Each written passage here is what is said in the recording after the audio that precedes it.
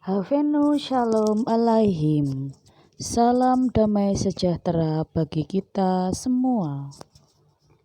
Halo anak-anak, apa kabar? Bertemu dengan Bu Maya di SD Negeri 1 Kutorejo. Pada kali ini Bu Maya akan mengajar pendidikan agama Kristen dan budi pekerti kelas 5. Yuk, sebelum kita belajar, kita berdoa terlebih dahulu ya. Kami mengucap syukur Tuhan untuk berkat-Mu, untuk pimpinan-Mu Tuhan. Saat ini kami mau belajar Tuhan, berikan kami kecerdasan, kepandaian, dan kepintaran Tuhan. Berikan kami pengertian supaya kami bisa mengenal firman-Mu dan mengenal Engkau lebih lagi. Dan ajari kami Tuhan supaya kami bisa melakukan firman-Mu. Kami mau belajar Tuhan, bimbing kami dengan Roh Kudus-Mu di dalam nama Tuhan Yesus Kristus. Haleluya. Amin. Nah, sebelum kita membahas mengenai mengapa manusia berdosa, kita akan belajar mengenai karya penciptaan. Nah, ini ada ayat hafalannya ya. Sebab beginilah firman Tuhan yang menciptakan langit, dialah Allah yang membentuk bumi dan menjadikan, yang menegakkan, dan Ia menciptakan bukan supaya kosong, tetapi Ia membentuk untuk didiami. Akulah Tuhan dan tidak ada yang lain. Yesaya 45 ayat 18. Penciptaan manusia. Maka Allah menciptakan manusia itu menurut gambarnya, menurut gambar Allah diciptakannya dia. Laki-laki dan perempuan diciptakannya mereka. Manusia diciptakan Tuhan dari debu dan tanah. Melalui lubang hidung manusia diberi nafas kehidupan oleh Allah. Sungguh karya Allah yang sangat sempurna karena manusia diciptakan menurut gambar dan rupa Allah. Sebagai gambar dan rupa Allah, manusia diberi sifat-sifat sama seperti Allah, antara lain kasih, akal budi, kesucian, keadilan, kebaikan, dan lain sebagainya. Allah menempatkan manusia di taman yang indah, yaitu Taman Eden. Di dalam bahasa Ibrani, manusia segambar dan serupa dengan Allah disebut dengan imago Dei. Manusia bukanlah hasil dari suatu kebetulan. Kehidupan bukanlah tanpa tujuan. Allah menyatakan asal-usul serta nasib kita, alasan mengapa kita ada dan bagaimana kita harus hidup. Manusia adalah mahkota penciptaan. Segala sesuatu diciptakan sebelum manusia dibuat. Jadi manusia dijadikan Allah pada hari yang ke-6 supaya apa yang dibutuhkan oleh manusia itu sudah tersedia. Allah menciptakan manusia dengan cara yang berbeda di akhir penciptaannya. Kalau penciptaan dari hari yang pertama sampai hari yang ke-6 itu Allah berfirman hanya dengan berkata apa yang tidak ada menjadi ada. Dan baiklah kita menjadikan, jadi Allah menjadikan segala sesuatu apa yang dijadikan itu baik. Tetapi pada hari yang ke-6 setelah Allah menciptakan binatang yang hidup di darat, Allah menciptakan manusia, membentuknya, berkarya, yaitu membuat dengan tangannya Tuhan. Jadi inilah membedakan manusia dengan makhluk yang lainnya, dan manusia juga diberi nafas kehidupan, manusia juga diberi akal, di mana juga manusia segambar dan serupa dengan Allah. Inilah yang menjadikan manusia berbeda dengan makhluk ciptaan yang lainnya. Dan dengan akal inilah manusia diharapkan bisa membedakan yang baik dan buruk. Kita diberi kuasa atas seluruh ciptaan untuk memeliharanya sebagai penata layanan Allah. Nah, di dalam Taman Eden segala kebutuhan sudah disediakan oleh Tuhan. Semua buah berbiji, tumbuhan berbiji untuk menjadi makanannya. Namun pohon buah pengetahuan yang baik dan yang jahat yang berada di tengah taman tidak boleh dimakan buahnya. Jika melanggarnya mereka akan mati. Perempuan itu melihat bahwa buah pohon itu baik untuk dimakan dan sedap kelihatannya. Lagi pula pohon itu menarik hati karena memberi pengertian. Lalu ia mengambil dari buahnya dan dimakannya dan diberikannya juga kepada suaminya yang bersama-sama dengan dia. Dan suaminya pun memakannya. Ini ada dalam Kejadian 3 ayat 6. Adan dan Hawa bebas untuk memilih. Jadi manusia memiliki kehendak yang bebas. Dan mereka memilih untuk tidak mentaati perintah Allah. Janganlah kau makan. Mereka kehilangan kebebasan mereka ketika mereka berdosa. Dosa mengubah sifat kita sehingga kita tidak berhenti berbuat dosa oleh diri kita sendiri.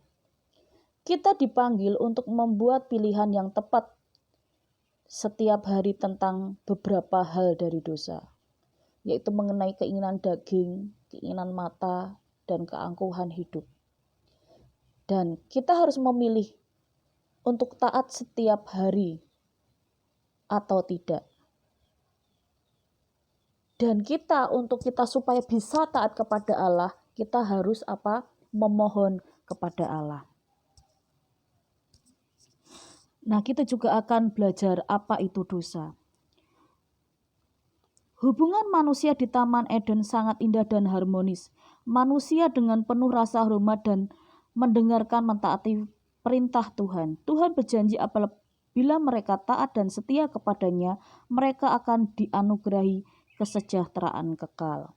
Nah, kita akan belajar anak-anak mengenai apa itu dosa. Dosa menurut pengertiannya yaitu kehilangan tujuan atau tidak mencapai tujuan. Maaf ya, ini Bu Maya salah mengetik kata-katanya. Dosa adalah segala perbuatan, perasaan, atau pikiran yang tidak sesuai dengan hukum Allah. Dosa adalah orang yang tidak bisa menahan diri untuk melakukan perbuatan yang baik, atau orang yang menahan diri untuk melakukan yang benar. Itu adalah dosa. Jadi ketika kita tahu bahwa itu baik, bahwa itu benar, tapi kita tidak melakukannya, itu adalah dosa. Mengapa manusia berdosa? Yang pertama, karena tidak taat kepada Allah, apalagi anak-anak. Pencobaan manusia, ketika manusia itu ada di Taman Eden, ada ular yang mencobai. Dan kemudian apa? Manusia tersebut kalah terhadap pencobaan. Apalagi anak-anak, mengapa manusia berdosa? Karena kesombongan, karena dirinya ingin melebihi Allah. Jadi ketika waktu itu Hawa dicobai iblis. Kalau kamu memakan buah itu, maka kamu akan sama seperti Allah. Kamu akan memiliki pengertian seperti Allah. Nah, karena apa? Keinginan itu tadilah yang membuat manusia jatuh ke dalam dosa. Apalagi mengapa manusia berdosa? Karena iri hati. Ayo, siapa yang iri hati, anak-anak? Ada enggak? Nah, kita belajar dari kisah Kain dan Habel, di mana Kain iri hati terhadap saudaranya Habel. Karena persembahan Habel yang diindahkan oleh Tuhan dan diterima oleh Tuhan. Sehingga apa? Kain iri hati terhadap Habel. Dia sudah iri hati, itu sudah berdosa. Kemudian dia marah. Kemudian apa yang dia lakukan? Dia membunuh Habel. Nah, itu yang menyebabkan dosa. Kemudian apa? Marah. Terkadang kita marah terhadap sesuatu karena kita kecewa, sehingga kita marah. Marah yang berlebihan, sehingga akan memicu dosa. Itulah yang menjadikan manusia itu berdosa. Dan masih banyak lagi anak-anak bisa mengerti ya, apa saja yang menyebabkan dosa. Nah, kalau begitu bagaimana kita harus terhindar dari dosa? Yaitu apa? Taat terhadap perintah Allah. Kematian melalui dosa, sebab itu sama seperti dosa telah masuk ke dalam dunia oleh satu orang dan oleh dosa itu juga disebut juga apa? Maut. Demikianlah maut itu telah menjalar kepada semua orang karena semua orang telah berbuat dosa. Allah menciptakan manusia dengan tujuan agar kita dapat hidup berbahagia di hadapannya untuk selamanya. Itu adalah bukti yang cukup bahwa Allah mengasihi kita sebelum dosa menguasai umat manusia. Adam mewakili umat manusia. Kejatuhannya menjadikan kita membutuhkan penebusan. Allah telah menjadikan rencana tersebut sebagai jalan keluar atas kemungkinan kejatuhan dosa. Kematian adalah konsekuensi dosa bagi umat manusia. Tidak ada yang dapat kita lakukan untuk memecahkan masalah tersebut. Nah, proses manusia jatuh dalam dosa yaitu apa? Dan bagaimana, dari manakah asal dosa itu? Ular itu, dari mana asalnya dosa? Ular itu menawarkan, bukan memaksa. Perempuan itu menyambut tawaran ular. Lalu ia memberikan kepada Adam tanpa memaksa, dan Adam pun menyambut pemberian itu. Manusia tahu tentang apa yang benar, tetapi memilih untuk melakukan yang tidak benar. Ini yang menjadikan juga manusia berdosa. Proses manusia jatuh dalam dosa yaitu pencobaan manusia. Di saat iblis menggoda Hawa melalui telinga. Iblis menggoda Hawa mula-mula melalui telinga, yaitu Hawa mendengarkan perkataan iblis. Lalu melalui mata, karena dengan kata-kata Hawa tidak terpengaruh. Kemudian melalui mata, Hawa melihat bahwa buah itu baik untuk dimakan dan kelihatannya sedap dimakan. Kemudian melalui hati, Hawa tertarik karena buah itu memberi pengertian. Manusia mengalah kepada pencobaan. Akhirnya Hawa memetik buah itu lalu dimakan dan ia juga memberikannya kepada Adam. Kemudian apa? Adam juga memakannya. Jadi melakukan dosa ngajak-ngajak istilahnya ya anak-anak ya. Terus proses selanjutnya, akibatnya setelah makan buah itu mata manusia terbuka. Mereka merasa malu karena sadar bahwa dirinya telanjang. Kalau telanjang akhirnya apa? Malu. Kemudian apa? Mereka menutupi tubuhnya dengan daun ara. Mereka ketakutan dan bersembunyi. Mungkinkah seseorang tidak melakukan dosa sama sekali? Tidak mungkin. Dalam Alkitab mengatakan bahwa semua orang telah berbuat dosa dan gagal mencapai kemuliaan Allah. Jadi semua manusia berdosa. Mengapa semua manusia berdosa? Nah, karena apa anak-anak? Pasangan manusia pertama, Adam dan Hawa, pada awalnya tidak berdosa. Mereka diciptakan sempurna, segambar dan serupa dengan apa? Allah, dan mempunyai sifat-sifat baik seperti Allah. Tapi mereka tidak sempurna karena melanggar perintah Allah. Lalu mereka mewariskan dosa dan ketidaksempurnaan itu kepada anak-anak mereka seperti cacat bawaan dan karakter. Jadi orang itu tanpa diajarin akan bisa melakukan dosa. Inilah yang dinamakan dosa bawaan atau warisan. Itulah sebabnya Raja Daud dari Israel berkata, dalam kesalahan aku dilahirkan. Akibat manusia berdosa. Nah, karena semua orang telah berbuat dosa dan telah kehilangan kemuliaan Allah. Akibatnya apa? Kehilangan kemuliaan Allah. Nah, akibat dosa selain kehilangan kemuliaan, apalagi anak-anak? Putus hubungan dengan Allah. Setelah itu apalagi? Malu, takut berjumpa dengan Allah. Jadi ketika Adam dan Hawa sudah melakukan dosa, mereka apa? Malu karena mengetahui dirinya telanjang. Jadi ini menyebabkan karena malu dan takut, maka manusia cenderung menutupi dosanya dan menyalahkan orang lain. Kemudian apa akibat manusia berdosa? Putus hubungan manusia dengan sesama. Ketika kita melakukan dosa dan kesalahan, maka kita apa yang kita lakukan itu membuat orang lain kecewa. Sehingga apa? Hubungan kita dengan orang lain menjadi rusak. Kalau kalian misal ya, kalian melakukan kesalahan, jiwit temannya. Kira-kira temannya gimana? kecewa, marah kan nggak mau juga kan, dicubit kan pasti sakit.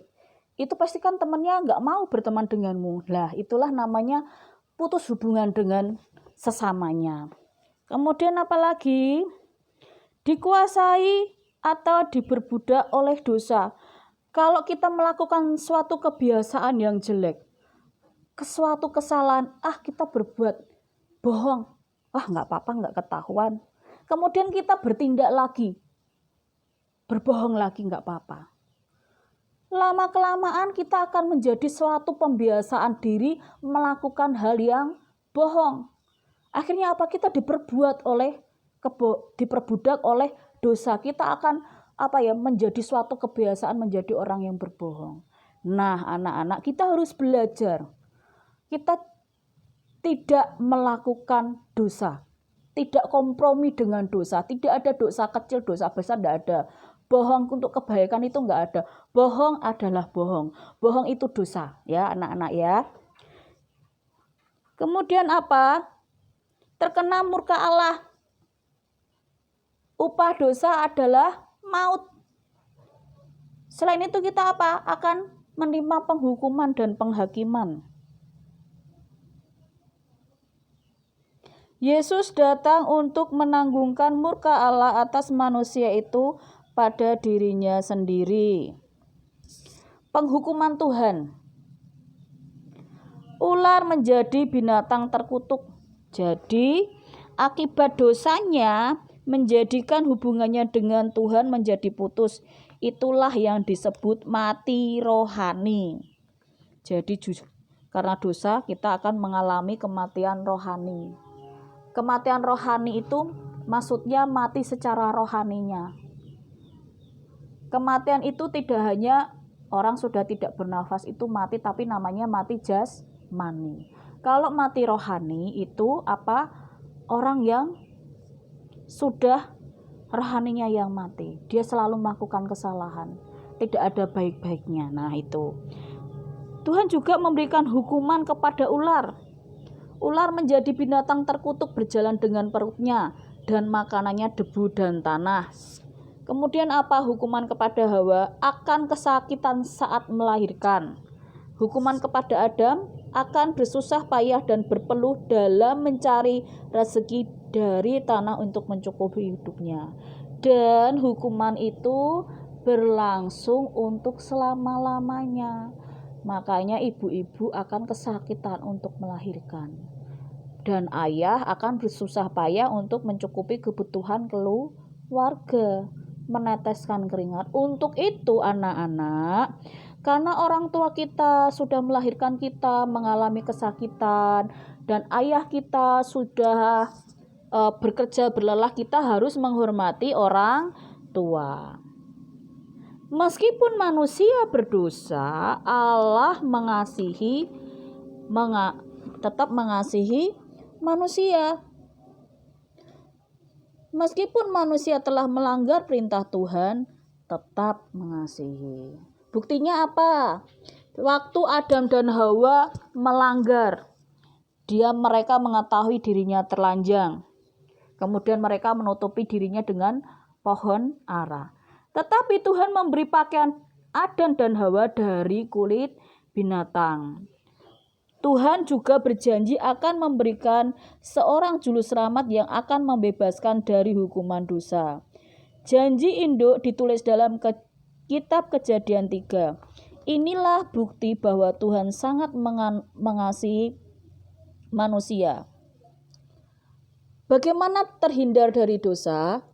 Berdoa mohon penyertaan Tuhan agar melalui Roh Kudus dimampukan untuk menolak keinginan duniawi yang membawa kita jatuh dalam dosa. Menjalin hubungan yang intim dengan Tuhan melalui doa, melalui hubungan yang dekat dengan Tuhan, selalu meminta petunjuk oleh Tuhan saat kita akan melakukan segala aktivitas. Apalagi anak-anak, rajin membaca Alkitab, beribadah ke gereja, serta mendengarkan firman Tuhan. Apalagi waspada, hati-hati, berpikir secara matang sebelum bertindak. Jadi sebelum melakukan segala sesuatu kita harus berpikir jauh dulu. Resikonya apa? Apakah ini dosa apa tidak? Menyenangkan hati Tuhan atau tidak? Jadi lakukanlah segala sesuatu untuk Tuhan. Kita harus melakukan kebaikan, ya. Manusia bisa jatuh ke dalam dosa karena tidak bisa menahan keinginannya yang tidak sesuai dengan kehendak Allah. Pelanggaran terhadap kehendak Allah inilah yang disebut dosa. Dan keselamatan di dalam Tuhan Yesus. Kita hanya bisa selamat dalam diri Tuhan Yesus. Karena begitu besar kasih Allah akan dunia ini, sehingga Ia mengaruniakan anaknya yang tunggal, supaya setiap orang yang percaya kepadanya tidak binasa. Jadi anaknya yang tunggal itu siapa? Tuhan Yesus. Supaya apa? Setiap orang yang percaya kepada Allah tidak binasa, melainkan beroleh hidup yang kekal. Nah, keselamatan didapat dari Kristus.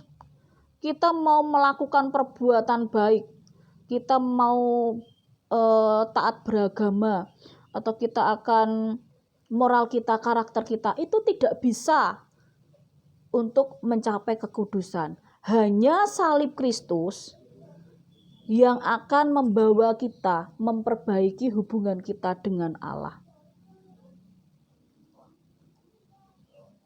Jadi dosa itu membawa kita rasa bersalah, keterpisahan, tidak punya tujuan, dan kematian kekal.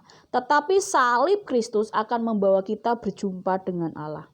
Sebab juga Kristus telah mati sekali untuk segala dosa kita, Ia yang benar untuk orang-orang yang tidak benar, supaya Ia membawa kita kepada Allah. Ia yang telah dibunuh dalam keadaannya sebagai manusia, tetapi yang telah dibangkitkan menurut roh. 1 Petrus 3 ayat 18. Nah, mari kita menghindari perbuatan dosa dengan melakukan hal-hal yang sederhana, memulai membiasakan diri hidup jujur, rendah hati.